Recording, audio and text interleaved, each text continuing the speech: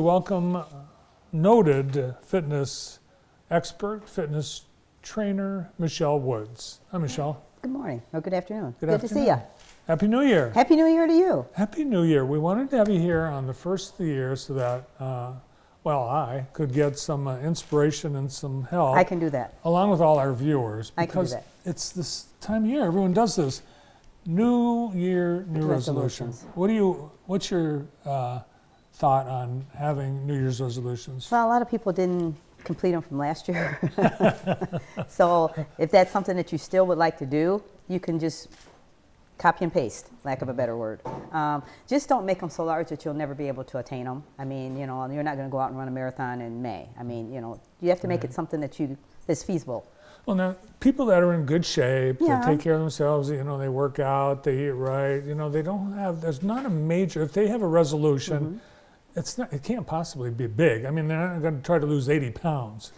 Sometimes they do. I mean, Really? we're a society, we want it quick and yesterday, and we don't want to put the work in order to get to that point. So, I want it yesterday. And it's just not the way things work. You have to put the hard work in for it to. I've noticed at the Y and other gyms, busy first week of January. Absolutely. And then it peters out. About the second week in February, a lot of people are preparing for a trip or some family vacation, so they want to, look good or whatever.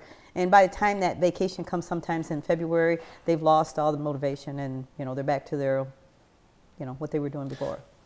They've lost motivation because they haven't seen results. Or they've seen the results in that event that they were doing that for. It's always for an event. I'm getting married. I have people, I'm getting married in 6 months. I want to lose 50 pounds. There's no way I can do that. I mean, the suggested is 2 pounds a week and no more than that to be safe. And the other thing now, we've got all these Ozempics and GoWe and those type of things. So that fosters the speed it up and give it to me quickly.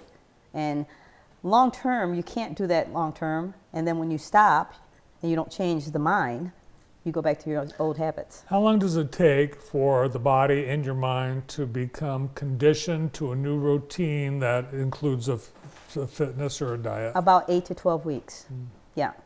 And that's accountability. Like I have a couple clients, I meet with them, I put them through their paces, but they won't do it unless I'm there.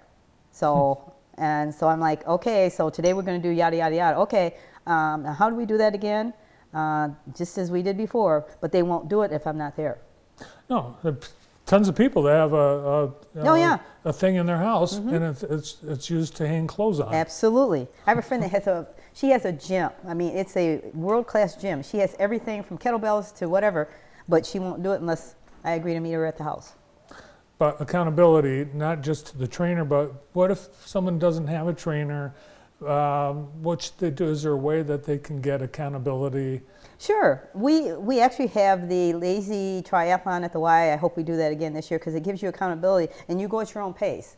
You have guidelines, you have the Ironman, you have different categories, and it's a suggested amount of cardio and whatnot that you do in order for this period of time in order to get you to that delegation. It's just accountability. I know that I'm in the Ironman class, and I know that I need to run 25 miles at the end of this. So I want to get in and get it done. So, get on the treadmill, and I put some mindless, half-hour sitcom on and read the words and get it done. How about group exercise versus trying to do it A on lot your of own? people only do classes. They are not walking in that weight room. They're not doing anything on the machines or anything like that. But that gives them something if that's what they hope to do. And people are intimidated by the equipment. Yes, they are. They're afraid they're going to be, someone's going to laugh at them because they're doing it wrong. And it's really easy to do. It is. And you can do things wrong and they can still be right. Absolutely, yeah.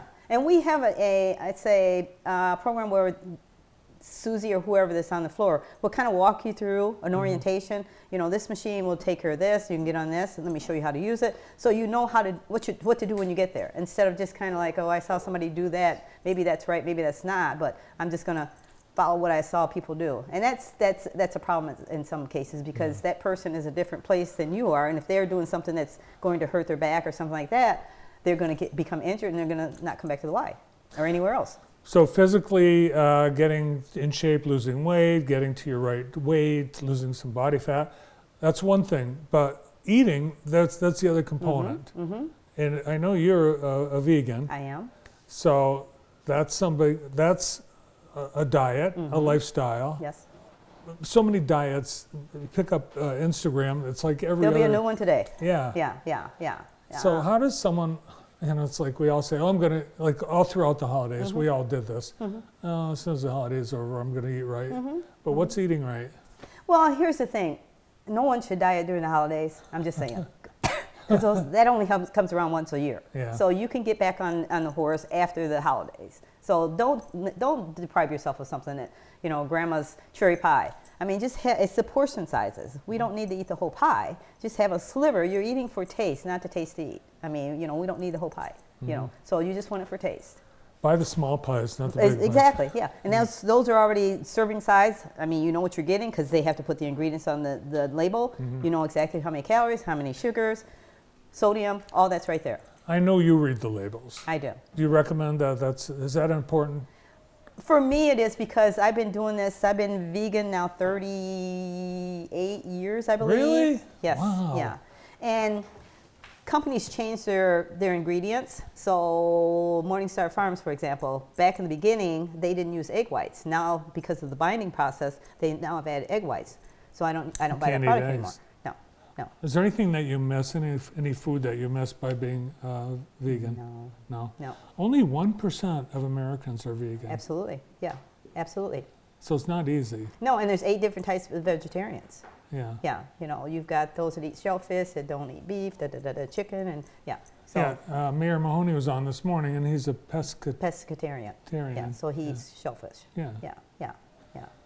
Now, the foods though that are developed for vegans, they taste better now than they did 30 years ago. Absolutely, yes, yeah. Morningstar Farms, like I said, they were one of the first ones to put it on the market, and I used to use them all the time. But once they changed the ingredients list, and I read it just in case something has changed, and they now are using egg whites. What about processed foods? I try to do whole grain or organic or, something along those lines so I know what I'm getting and I know how it's been processed. Yeah. Yeah. All right, for our viewers that are interested in taking the first step, can you give us a word of advice on getting that first step? The hardest part is deciding that you're going to do it, where you're going to do it, because you have to have a location, even if you do it at home. You have to set some guidelines as to what you're looking to do, some goals. I want to be stronger. Well, lifting is going to be your first go-to. So you have to set aside a time, because that's hard as well. So I try to have people do it first thing in the morning if they can, because it's off the plate.